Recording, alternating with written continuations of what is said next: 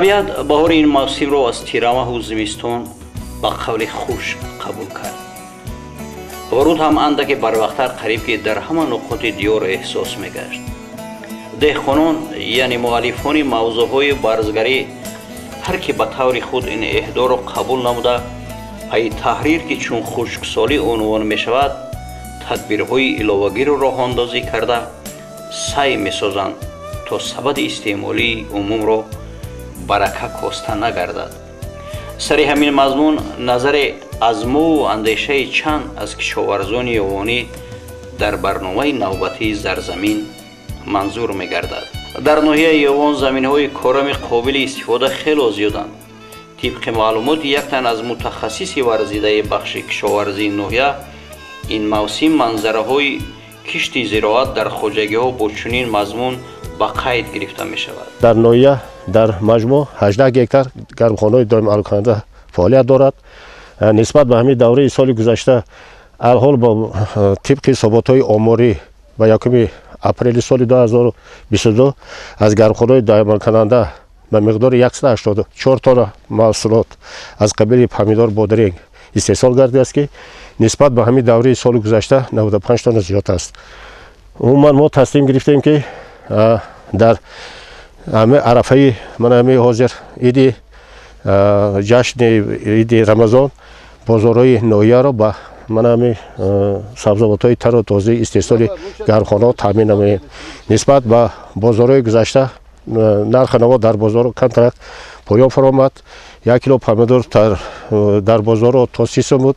دیگه ما از بازار رو بای کردیم تا 25 سوم فرامد است. خودی بادرنگ 15-17 بود، 12 سومانی را تشکیل می‌دهد در بازار ناحیه. عموما مردم کوشش دارد که در سخن هم ناحیه هم بیرون از ناحیه با سبزیجات تر و تازه تامین نماییم. سالهای اخیر این رشته خواجگی خلق مملکت را بنیاد گرمخانه‌ها تابش دیگر داده. در بازار و دکان‌ها محصولاتی که از خارج وارد کرده میشد خیلی کم شده جای آن را محصول رنج کشاورزان وطنی گرفت. اصلا این عامل که واقعا دستاورد ساحه است همین خیلی سبک نصیب نگشت. یک چند سال قبل طریق سیاست اگراری حکومت جمهوری متخصصان چینی در یکی از جماعت‌های ناحیه در 14 هکتار گرمخانه‌های اصول پیشرفته را برای رویانیدن سبزیجات بروقتی به راه ماندند و این آغاز برای همسایه حدودها سبق شد و کار در مستقلیت مجرا گرفت. میان مردم یک تدبیر سیر میکند. خربوزه از خربوزه رنگ میگیرد.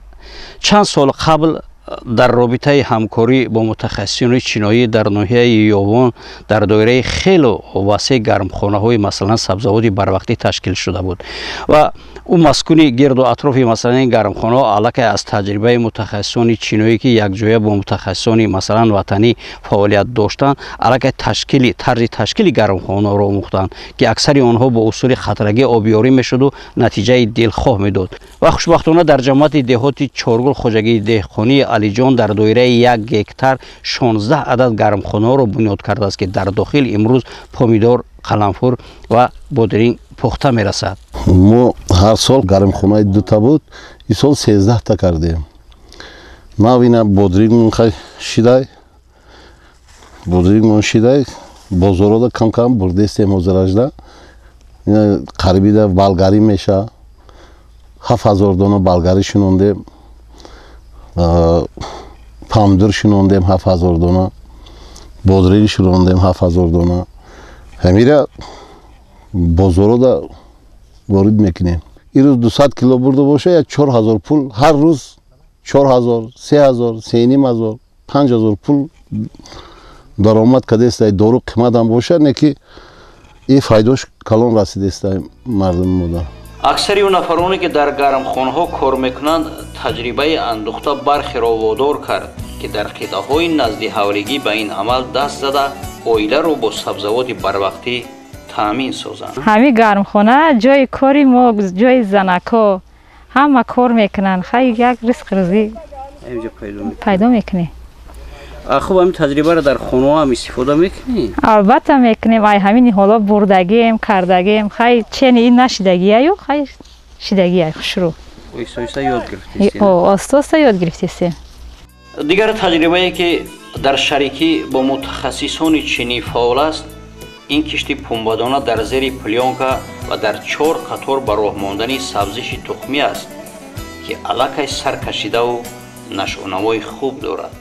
در ناحیه یوان قریب چند سال است همین شرکتی مردمی چین به عهده دارد یعنی کشتی پنبه‌دانه را علاقه زیاده از 1300 گکتار است که این اصولی یعنی که پلیونکا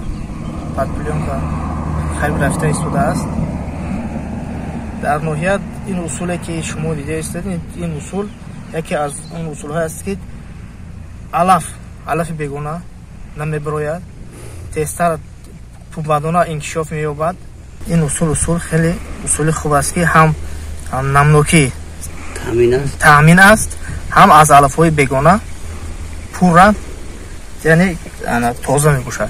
وابسته به نبض کنونی طلبات با محصولات استفاده هر روزه برای اهالی استفاده مقصدناک هر وجب زمین نزد حولگی موضوع روز است و به قول بازار خانه آنچه که در زمین های پرزیدنتی و نزد حولگی در جماعت دهات چارگل مشاهده می شد واقعا باعث قید است. دیگر خیلتر تا بیشش کشیدن باری اساسی در روزگار هر عائله به حساب می رود. همه استحصالات باید همین زمین شود. تمام چیزی که با خانواده در کار می شود برای خوراکواری همه اشرا باید همین زمین بکنه. مادر ما می گفت که همین زمین باید بزرگ باشد. همه یعنی این چیزها رو از زمین باید کشاورزی کرده به دست آوری. در اینجا کارتوشکا است، انا پامیدور شده سازی، پیاز اینا تیار شده، لوبیا است، سبزی، انا اوکرو بگاشنش همه چیزا. این گل کرم و کاپوس نو نیول کردن که ایناش کمتر برای خواجگی. در همه بخش‌های خواجگیداری ناحیه زیاده از 31000 گکتار زمین کارم باشد که از این 25000 زمین کارمی آبی است. در بخش‌های خواجگی اهالی زیاده از 5935 گکتار زمین آبی باشد که از این زیاده 2500 گکتار زمین کارمی آبی می باشد.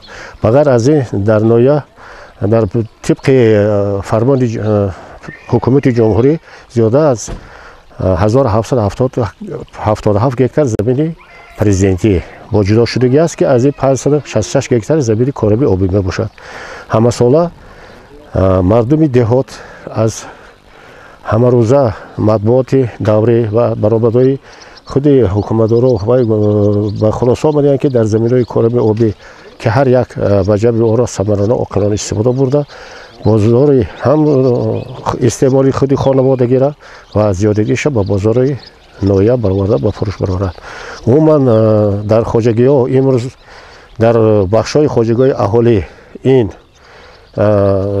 روند همه جانبه دستگیری یافته است.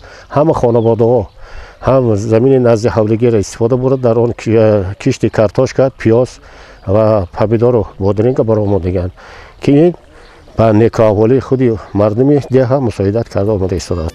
یک قسم از زمین‌های کارم در خواجگی‌های ناحیه طریق پایگاه‌ها بیاری می‌شوند. در دایره چهاربینی‌های تیرما و زمستانه قریب که تمام اگریگات و مکانیزم‌ها از تعمیر برآورده به خط تیار گذاشته شده باشند هم ولی برای معتدل گفتن فعالیت این نهاد تعمیر قبرهای آبرسان که سالیان زیاد استفاده می‌شوند ناگزیر می‌افتاده است. سازگارات ناس کار می‌کنند همه قبرهای بلند فشار از کار برآمدگی قبرهای کم می‌کفد همین دولت فشار با طاقت کردن می‌کفد همون وقت کمتر وقت می‌گیرد پات میان تازه سرکه می‌کنن پایاس می‌کنن و می‌کنن که کمتر یک روز نیم روز همین وای می‌گیرد وقت می‌گیرد خیلی زیاد می‌کند البته وای پنبه‌دانه زمین غلطیدگی نیمش تر میشد نیمش با خوک ماندگی انا بعد آچه میشد میماند پیش خفو میشد بعد هم خیلی میشود که ضررش میرسد برای سرون خوی نخوی. حالا انجام و استفاده و دروی ذخیره خوراک چارو ادامه داشته برای فرد و اعتماد مقصد گشته است. چون که خشک آمدن موسم سرما نه اینکه به کشت و بغات حتی میدان‌های بدزار خواجگی‌ها را به تاثیر نگذاشت. با هوای این ساله زمستان نشد деҳқон вазбин омад. Ин киштикори пахта, мисол дигар зироатҳо вазбин омад. Ин мисол беда. Ҳар сол ҳамин число нашр намош хуб буд. Мисол нашр намош хуб буд, дарав ҳамаш хуб буд. Ин сол ҳашарот зад. Мисол мо деҳқоно ин соли вазбине ки барф наборид, зимистон накард, надонистем чӣ кор кунем да. Бояд ба ин мо олимои мо тавсия медод, кӯмак мекард деҳқононро. Мисол ин аз таҷрибаҳои пешина мо гирифта нашид, ҳаминро муҳлати барвақт дарав кардем ки ҳамин киру ҳашарот чизе ҳаст ки нест шавад. Ин мисол ин нашр намош ҳозир нава ки нашр намо када як 10-12 рӯз пас дарав мебиёяд. Ҳамисо ҳозир залеле ки зимистон нашида деҳқон ҳама зироатҳо залалаш мерасад.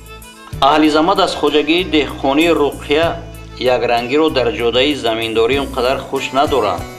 шояд ҳамин таврам бошад, чунки истисно аз майдонҳои васеътари пахтазор кишти дигар зироат мароми фаъолияти ҳарсола буда, иқтисодиёти хоҷагӣ сол то сол хуб гашта истодааст. дар хоҷагӣ як самти дигари онро парвариш ва нигоҳубини замбури асал ташкил медиҳад, вале ба балокории хушсолӣ дар минтақа гардучанги ғализе ки чанд рӯз боз идома ёфт, ҳам ҳосили дарахтонро хароб карду ба замбур низ таъсири худро расонид.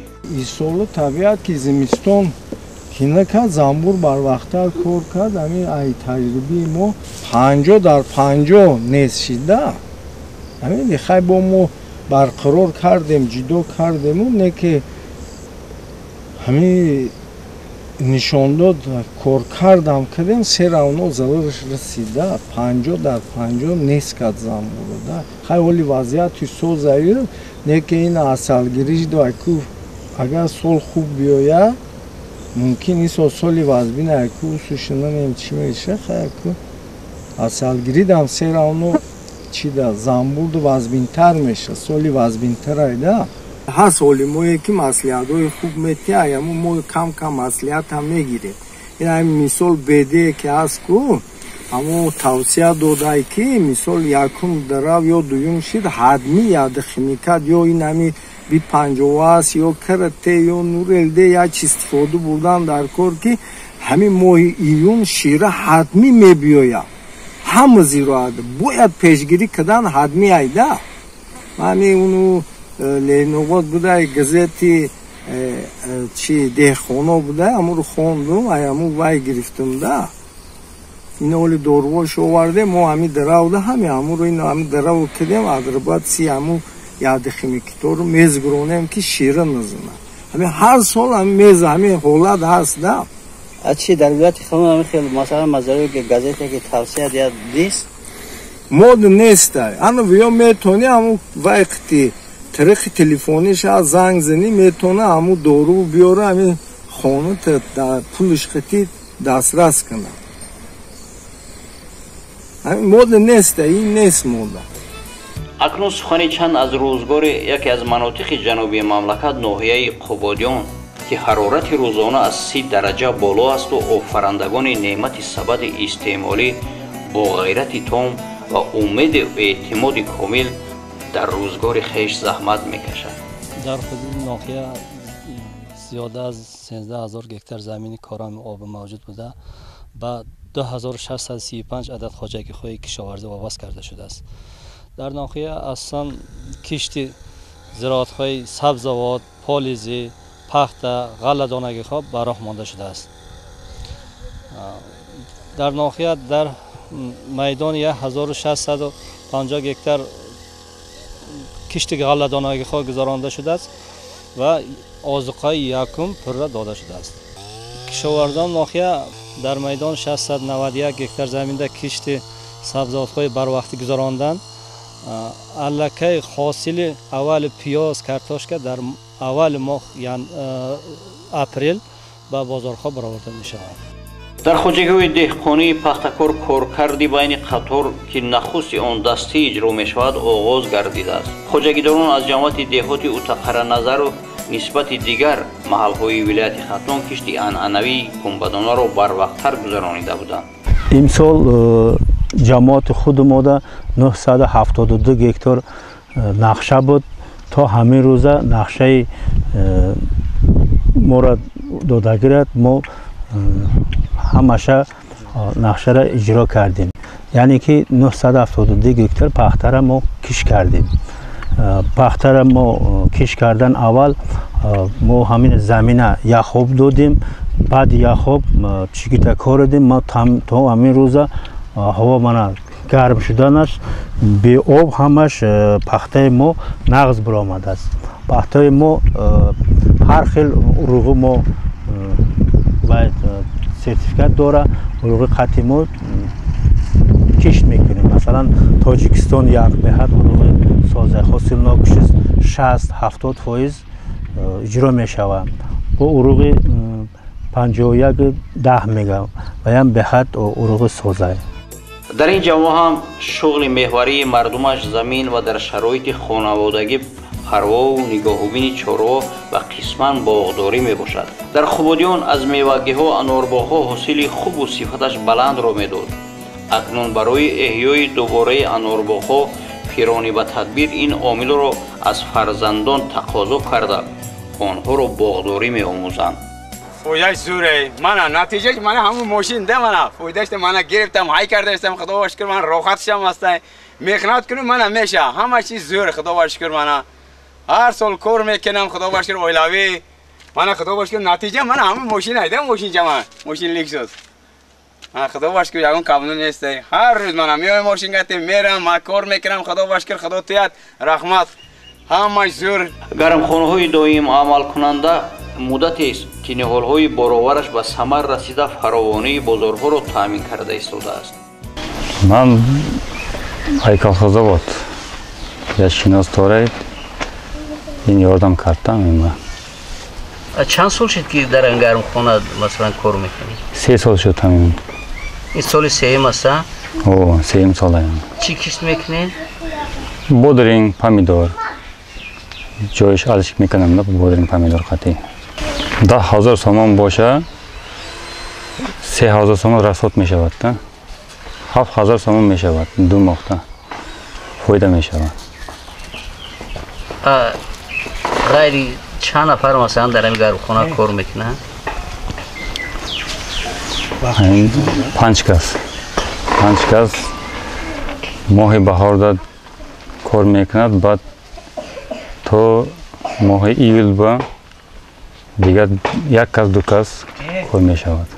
قسمت نوجو از عملهای روی کار میگیرند که بیشتر منفعت آور باشد. واقعا صاحب زمین گشتن مردم بارزگر آنها رو با موفقیت‌های بی‌نظیر و خیلی کلان یعنی که مواجه گردانید و در این گرمخانه‌ای که با حضور از دهه کمونیسم جماعت دهاتی و تقریر نظر فی ناحیه قبادیان استفاده چاق‌های تخم رو براه مانده است یکی از اصول‌های جدید و پیشرفته ساحه میباشد و چنانچه که خود با حضور اطلاع داد در چند مدت مثلا پوچاق تخمی استفاده شده در داخل آب در یک ظرف نگاه داشته می شود و با اصول خضرگی که امروز مثلا هر یک نهالی همین داخل گرمخانه شاداب می گردد و دیگر نوری های مینرالی تامین میشن ویتامین کلسی که از پوچاق تخم علاقه حاصل گردیده است از طریق آن همین تروباپروات های خرد پلی اتیلنی برای هر یک نهال روانه می‌گردد و آنها می‌توانند که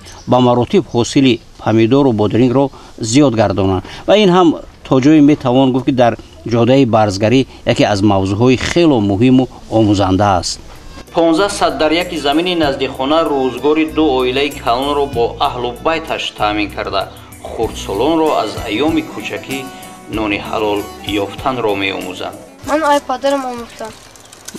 همین اصل زنبره و پانیگو رو پدرم آموختم من همین دخانی رو من نف میکنم پدرم قطع در این پانیکا هر روز کار میکنم زبان روسی میخونم مکتبی ساهای پانیکا ساهای اصل آریا دوست میدارم بعد دیگر چیزها رو دوست میدارم آینده اگرانم شدن میخواهم من همین забони руси ро мактаби забони руси ро тамом кунам. خارج با یا تاجیکستان با اگرانم شدن خوش دارم. روزهای نزدیک محصولات دیگری که در صنعت سبک و وسیع استفاده می شود یعنی جمع آوری پیله هم آغاز می گردد. من این صاحب 26 سال این جانب خدمت میکنم. خیلی از سال گذشتن امسال خیلی ذوق‌آور شد که همین پول پیله کمتر خست 5 سامون زیاد شد. برای موقع امسال اینقدر تقسیم کردن وای نکشیدیم، عذاب نکشیدیم، خیلی نقص شد. در جماعت چند قطعه کیرما گرفته؟ در جماعت پارسال 160 بود، امسال 170 گرفتیم. و نقشه چه خیلی است؟ نقشه نظم می شود، امسال حکومت میبینیم ده چند می شود. هر سال لیکن اجرا میکنم من. اندکی بلند رفتن قیمت اشیا کیرمک پروران را باریدروح گردانید و ایشان ابراز داشتند که زیاد گشتن حجم محصولات اصلا به هوسمندی پیلکاران زیچ علاقمند است. اولیه ما وای 30 سال زیاد شدن داره کیرمک وای میکنیم، پرورش میکنیم. اگر نقشه بسیارتر کنند با 5 قطعه میگیریم. برای 5 قطعه پرورش کردن قوای شما میرسه؟ ها اولیه ما کلانه 10 نفر زندگی میکنیم. خانه 10 نفر جای کار میشوه. در دایره یک ماه پرورش نگاهبین قریب که در خانه‌های استقامتی صورت میگیرید. در دهه کمونیسم همین جماعت اصول قلایتر آن را فکر کرده برآوردند که 2-3 سال باز از آن وسیع استفاده میکنند. قبلا قریب که در همه سمت‌های خوجگی قشلاق ولایت خاتون از نوبانی و تازه‌کاری‌ها مثلا اطلاع می‌دادیم. امروز در جماعت دهاتی اتاقران‌نظر و ناحیه قبودیان با یک اصول جدید پرورش کیرمک برآمده شده است و چنانکه که اپای مایرام یک تن از ساکن همین جماعت ابراز داشت این اصول قلایتر از اون اصول‌های عنعنوی است که مثلا هم در پرورش کیرمک و هم در بازدهی اون یعنی در ابریشم تو جای خیلی مثلا مفیدتر می افتاده است. در جماعت دهاتی 20 سالگی استقلالیت باشد یک قسم از زراعت که در صحرای کشاد پرورش می‌یافتند قریب تیار می‌گردد. بخصوص قطعه‌های خیلی کلان سرپیاز و پیاز عادی بیخمیوهشان در شکل فراخ جمع آوری شده جای آن را کشتی پنبه‌دانه اشغال خواهد کرد. در جماعت دهاتی تخت سنگین منظره حزن‌آوری که به چشم رسید این از تاثیر خاک و چنگ بادیه‌ها که از مرز می‌وزد خشک شدن میوه‌های قلفینه محسوب می‌یافت. اصلا مسائل زید برای ما اونقدر روشن نیست. اساس مورد فرا رسیده است که کارشناسان و عالمان با مدد رزاق رزق آفر شتافته با آنها بهر پیشگیری و امین ماندن زراعت از آفت‌های طبیعی مصلحت و توصیه‌های سودمند را دریغ نمی‌داشتند نوران علی نور می‌گشت.